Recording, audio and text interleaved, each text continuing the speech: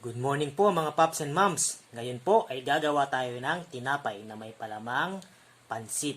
Itong pansit natin, leftover natin to. Ipapalaman natin sa gagawin nating tinapay. Gawin na natin. Apa.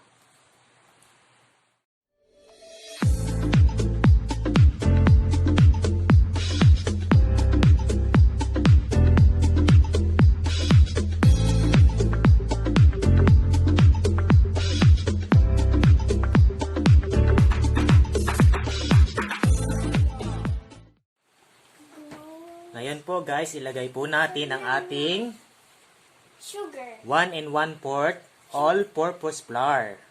Okay. Okay. Ayan na naman po ang aking makulit na assistant na mag-iingay. Then, Okay. 1 tablespoon of brown sugar and 1/2 teaspoon of salt. Salt. Okay. And then, Okay. 1 teaspoon of yeast.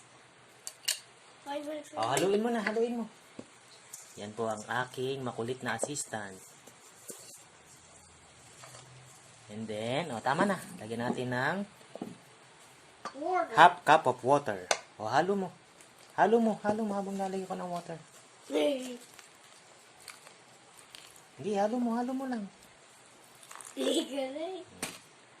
Haluin lang po natin siya.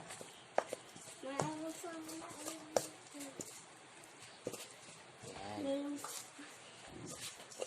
Lalamasin na natin to.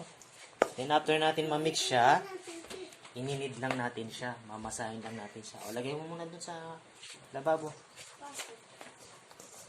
Yan po.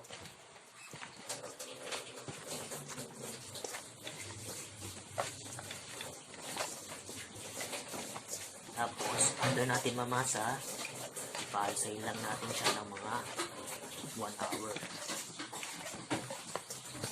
Tama na yan. Ito na. Magmasa ka na ng bread mo. Wala na, oh. Hindi, mamaya pa yan. Uy, yung tubig ko. Ano gagagawa mo?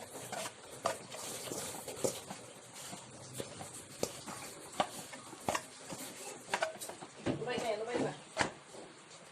Yan po. Paalsahin lang po natin siya ng 1 hour. Yan po guys. Takpan muna natin siya ng plastic. Then paalsahin natin siya ng 1 hour.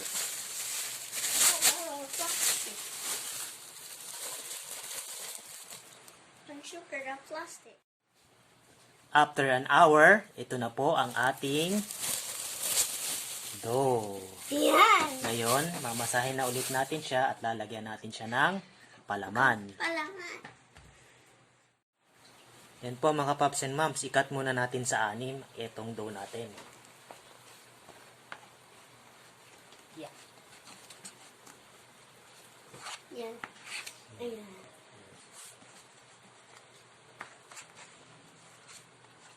Natin.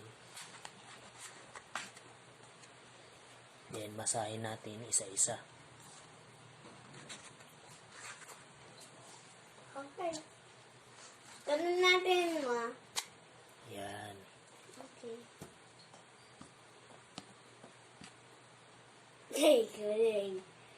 Ngayon, tsaka natin siya lagyan ng palaman. Yan po mga paps and moms. Masahin lang po natin ng ganito ang ating dough. Then, lagyan natin siya ng palaman. Lagyan mo ng pansit. Pansit. Konti-konti lang. Ako na. Para mabilis tayo. Ganda. Pansit. Ganyan lang po guys. Tapos, babalutin lang natin ng ganyan. Okay. Tsaka natin siya ilalagay sa ating cupcake pan. Okay. Para magkorting bilog siya, Cake pa. ganyanin ulit natin siya. Yan po. Then, ilagay na natin siya sa ating pan. Cupcake pan. Cupcake. Yan po. Kailangan, bago natin siya ilagay sa ating cupcake pan, pahiran muna natin siya ng mantika para hindi siya dumikit. Next. Ito na, ikaw na. Dito ka na. Ito sa'yo. Ayan. Ito sa'yo, oh. Ayan. Lagyan natin ng konting harina para hindi dumikit.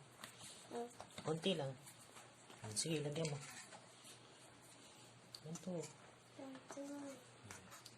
Ayan, lagay na yan. Yan. Galing. O, balot mo na. Balot mo. Ganun. Balot mo. Huwag ka mo. Ganito lang, oh. Okay, yan. Ito na. Ganyan lang, oh. Kunin yung pa isa.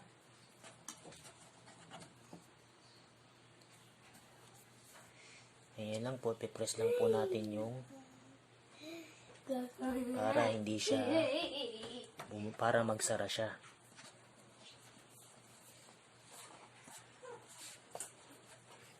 Yung assistant ko nawawala. Assistant ko wala na. Ikaw nga assistant ko eh. O, lagyan mo pansit. Lagyan yan ng pansit. Konti lang. Oopsie. Ako na. Pansit. Cupcake natin na. Sara mo. Ganyan, o. Sara mo. Ganun. Pindot. Press mo. Galing. Yan.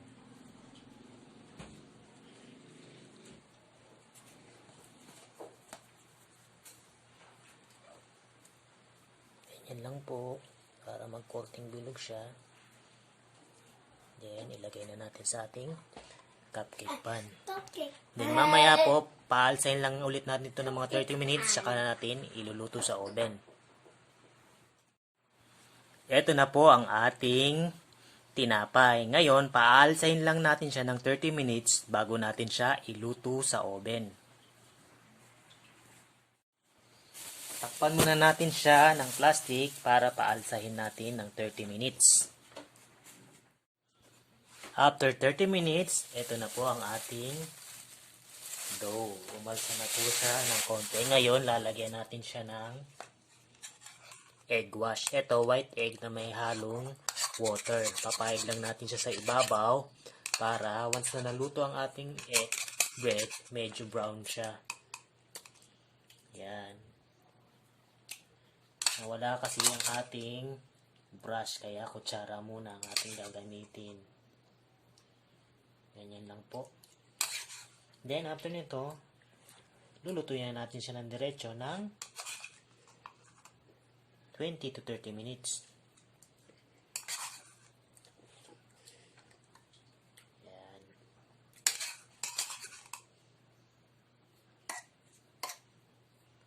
Yan, salang na natin siya sa oven.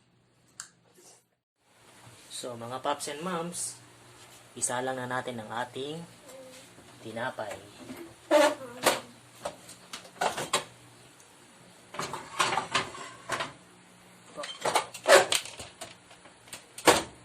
Wait lang po tayo na 20 to 30 minutes bago natin siya hanguin. After 20 minutes, check na po natin ang tinapay natin kung luto na. Again, gagamit tayo ng palito or toothpick para i-check kung luto na siya.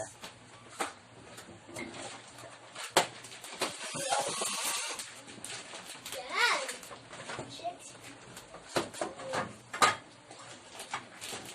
Yan po, nag-golden brown na po siya sa ibabaw. Tusukin lang natin siya. Ngayon, walang sumamang tinapay. Ibig sabihin, luto na po siya. Dito na. Ah, mainit to. Huwag kang hawak.